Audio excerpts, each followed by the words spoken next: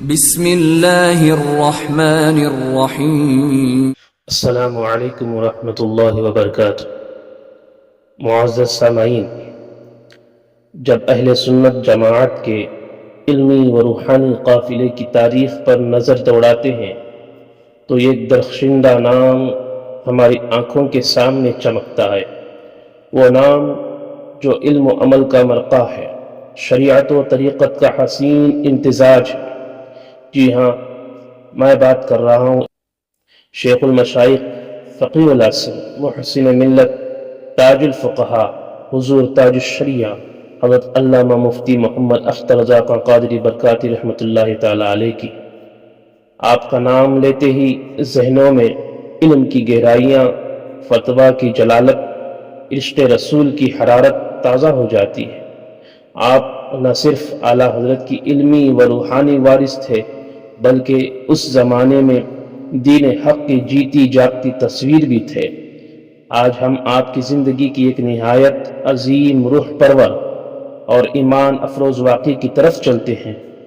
جی ہاں، حضور تاج الشریعہ کا سفر بغداد، ایک ایسا سفر جو صرف جسمانی نہیں بلکہ روحانی فیض رسانی کا ذریعہ بھی تھا۔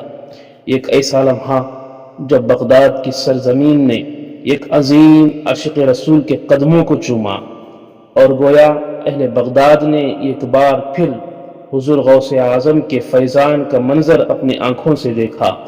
تو آئیے چلتے ہیں اس مقدس سفر کی طرف جہاں دل کی دنیا بدل جاتی ہے، جہاں روح کو سکون ملتا ہے، جہاں علم، عشق، ادب اور ولایت کا نیا باب رقم ہوتا ہے۔ حضرات، حضور سیدی تاج الشریعہ کا بغداد کا سفر آپ کے سامنے پیش کرنے سے پہلے آپ سے گزارش ہے کہ اگر آپ ابھی تک ہمارے اس یوٹیوب چینل کو سبسکرائب نہیں کیے ہیں تو سبسکرائب کر لیں، لائک کریں، اپنے دوست و احباب تک ضرور شیئر کریں اور اس ویڈیو کو آخر تک دیکھیں تاکہ آپ بھی فیض حضور سیدی تاج الشریعہ سے مالا مال ہو سکے۔ مولانا انیس عالم سیوانی، سیکریٹری امام احمد رضا فاؤنڈیشن لکھنؤ، ان کا بیان ہے کہ جب وہ بغداد شریف میں جامعہ صدام علوم اسلامیہ میں زیر تعلیم تھے، تعلیم حاصل کر رہے تھے، اس وقت کا واقعہ ہے۔ وہ فرماتے ہیں 2002 میں سیدی حضور تاج الشریعہ جب بغداد پہنچے تو وہاں میں نے دیکھا تاج الشریعہ کی شخصیت اتنی پرکشش اور ان کے معمولات ایسے ہیں کہ دیکھنے والا ایک ہی نظر میں گرویدہ ہو جائے۔ اللہ تعالیٰ نے آپ کے ظاہر و باطن کو ایسا سنوارا اور سجایا ہے کہ دیکھنے والا متاثر ہوئے بغیر نہیں رہ سکتا۔ یہی وجہ ہے کہ بغداد شریف کی سرزمین پر بھی جدھر سے گزر گئے لوگ دیکھتے ہی رہ گئے۔ حضرت نے جب مجھے اچھی طرح پہچان لیا تو ایک مرتبہ اپنے کپڑے دھلنے کے لیے عنایت فرمائے۔ مولانا انیس عالم سیوانی فرماتے ہیں ایک مرتبہ آپ نے ارشاد فرمایا کہ کچھ کتابیں لینی ہیں۔ میں نے عرض کیا کہ کتابوں کے نام بتائے جائیں تاکہ میں مارکیٹ سے لا کر حاضر خدمت کر دوں۔ حضرت نے فرمایا میں خود مارکیٹ چلوں گا۔ میں نے گاڑی کا انتظام کیا۔ عراق میں پرائیویٹ کاریں بآسانی کم اجرت پر مل جاتی تھی۔ حضرت کے ساتھ یہ حقیر اور دوسرے ایک یا دو لوگ جو حضرت کے ساتھ تھے وہ ہوئے۔ ہم لوگ بازار مارکیٹ پہنچے۔ یہ کتابوں کی بہت مشہور مارکیٹ تھی۔ یہاں نئی کتابوں کے علاوہ پرانی کتابیں سستی قیمتوں میں ملتی تھی۔ حضور تاج الشریعہ جیسے ہی گاڑی سے نیچے اترے، جس کی بھی نظر پڑی متحیر نظر آیا۔ ضرور دریافت کیا من ھذا الشیخ۔ جب لوگوں کو معلوم ہوتا کہ یہ ہندوستانی ہیں اور امام عشق محبت اعلیٰ حضرت کے پڑپوتے ہیں، لوگ شکل و شباہت دیکھ کر، گفتگو سن کر حیرت ہوئے۔ گزرنے والے ضرور ایک بار مڑ کر دیکھتے۔ سڑک پر کتاب کی دکانیں دونوں کنارے پر لگی تھی۔ ایک شخص کرسی لے کر آیا اور ادب کے ساتھ عرض کیا تفضل یا شیخ۔ حضرت بیٹھ گئے۔ جتنے قریب و پاس کے دکاندار تھے اور خریدار آپ کے ارد گرد ٹکٹکی باندھے کھڑے تھے، لا کر اپنی اپنی دکانوں سے کتابیں حضرت کی خدمت میں پیش کرتے۔ حضرت بینائی کمزور ہونے کے باعث عینک کے سہارے سے سرسری طور پر ملاحظہ فرماتے، جو پسند آتی اسے لے لیتے۔ اس طرح تقریباً 100 کے قریب کتابیں وہاں سے خریدی، حالانکہ جن کتابوں کی خاطر تشریف لے گئے تھے وہ نہیں مل سکی۔ مولانا انیس عالم سیوانی فرماتے ہیں، جب میں نے دیکھا کہ حضرت نے بہت ساری کتابیں خرید لی اور مزید لے رہے ہیں تو میں نے عرض کیا، حضور بارڈر پر پولیس والے نہیں لے جانے دیں گے۔ تب حضرت نے کتابیں خریدنا بند کیا۔ یہ ذوق بہت کم علماء کے اندر پایا جاتا ہے، بلکہ زیادہ تر لوگ مزارات کی زیارت ہی پر اکتفا کرتے ہیں۔ گاڑی میں اچھا موقع ملا، میں نے کئی باتیں دریافت کی۔ بعض حاسدین نے یہ پرچار کر رکھا ہے کہ تاج الشریعہ نے اتنے بڑے متشدد ہیں کہ انہوں نے شیخ عبد الرحمن جو خانوادہ غوث پاک کے ایک فرد ہیں ان کی ٹائی پکڑ کر کھینچ لی۔ مولانا انیس عالم سیوانی فرماتے ہیں، میں نے عرض کیا، حضور اس کی حقیقت کیا ہے؟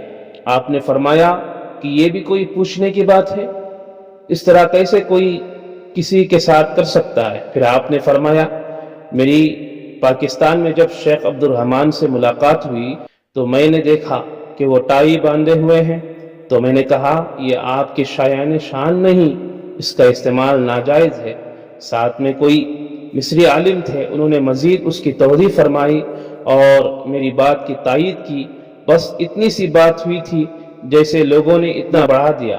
پھر پوچھا، پاکستان میں مدرسہ منہاج القرآن کے بانی ڈاکٹر طاہر القادری جو کئی کتابوں کے مصنف ہے، بڑے چالاک اور سیاسی مزاج کے آدمی ہیں۔ کئی مسائل میں انہیں علماء اہل سنت و جماعت سے اختلاف ہے، جس میں سے ایک دیت کا مسئلہ ہے، دوسرا یہ کہ وہ تمام باطل فرقوں مثلاً وہابیوں، دیوبندیوں، شیعوں سے اختلاط کو جائز سمجھتے ہیں۔ اس گروہ کے تقریباً 30-35 طالب علم عراق میں تھے۔ انہوں نے پھیلا رکھا تھا کہ افریقہ میں حضور تاج الشریعہ نے اپنی ایک عقیدت مند کو 1 کروڑ روپیہ میں سپاری دیا تھا وہ طاہر القادری صاحب کو قتل کر دے، لیکن جب وہ شخص قتل کی ارادے سے ڈاکٹر صاحب کے پاس آیا تو جناب کی صورت دیکھ کر اس پر ہیبت طاری ہوئی اور وہ اپنے برے ارادے سے تائب ہو کر ڈاکٹر صاحب کے باڈی گارڈوں میں شامل ہو گیا۔ میں نے جب اس واقعے کی سچائی جاننے کے لیے حضور تاج الشریعہ سے دریافت کیا تو قدرے آپ برہم ہوئے اور ارشاد فرمایا، کیا یہی کام میرے لیے رہ گیا ہے کہ لوگوں کو قتل کی سپاری دوں؟ پھر آپ نے فرمایا، ان افواہوں کی کہاں تک میں صفائی دیتا پھروں؟ جو لوگ یہ الزامات میں اوپر لگاتے ہیں وہ دلیل کیوں نہیں پیش کرتے؟ انہیں باتوں کے درمیان حضرت نے ارشاد فرمایا، اگر وقت ہوتا تو یہاں کے علماء سے ملاقات کرتا۔ حضرات، حضور سیدی تاج الشریعہ رحمۃ اللہ تعالی علیہ بغداد شریف میں سرکار سیدنا غوث اعظم رضی اللہ تعالیٰ عنہ کی بارگاہ میں دربار شریف کے اندر ہی رہے۔ غوث اعظم کا کرم ہوا اور مولانا انیس عالم سیوانی فرماتے ہیں، جیسے ہی حضور سیدی تاج الشریعہ بدر الطریقہ باہر تشریف لائے، مولانا انیس عالم سیوانی فرماتے ہیں کہ جب بارگاہ غوث اعظم سے باہر تشریف لائے تو پھر جماعت کے ساتھ نماز ادا کی گئی۔ جماعت ختم ہو چکی تھی، ابھی سنتیں پڑھ رہے تھے کہ اتنے میں مولانا ابو ساریہ صاحب آئے اور مجھے بلا کر کہا کہ حضرت کو اطلاع کر دیجئے کہ رئیس الجامعہ، جو جامعہ کے یہاں کے بہت بڑے رئیس ہیں، بنفس نفیس تشریف لا چکے ہیں، دربار غوثیہ کے باہر گیٹ پر کھڑے ہیں حضور کے انتظار میں۔ حضرت نے جو ہی سلام پھرا، میں حضرت کو بتایا۔ حضرت دعا سے فراغت کے بعد فوراً باہر تشریف لائے۔ میں حضرت کے پیچھے چل رہا تھا، باہر آ کر دیکھا تو عجیب ہی منظر تھا۔ رئیس الجامعہ جیسا باوقار اور با اثر شخص خود ڈرائیونگ کر کے آیا اور باہر منتظر ہے۔ جیسے تاج الشریعہ پر نظر پڑی، بڑی تیزی سے عام لوگوں کی طرح بڑے مسافہ معانقہ کیا۔ رئیس الجامعہ نے حضور تاج الشریعہ کو اپنی گاڑی میں بٹھایا اور خود چلا کر شیراتون ہوٹل لائے جہاں تاج الشریعہ ٹھہرے ہوئے تھے۔ مولانا ابو ساریہ نے نہایت مؤدبانہ انداز میں حضور تاج الشریعہ کا تعارف عربی زبان میں کرایا۔ آپ نے اعلیٰ حضرت فاضل بریلوی کی نسبت کے ساتھ آپ کی علمی اور دعوتی حیثیت کو اجاگر کیا۔ پھر باتوں کا دور شروعات تقریباً 1 گھنٹہ تک یہ سلسلہ چلا، عربی زبان میں بالمشافہ گفتگو ہوتی رہی۔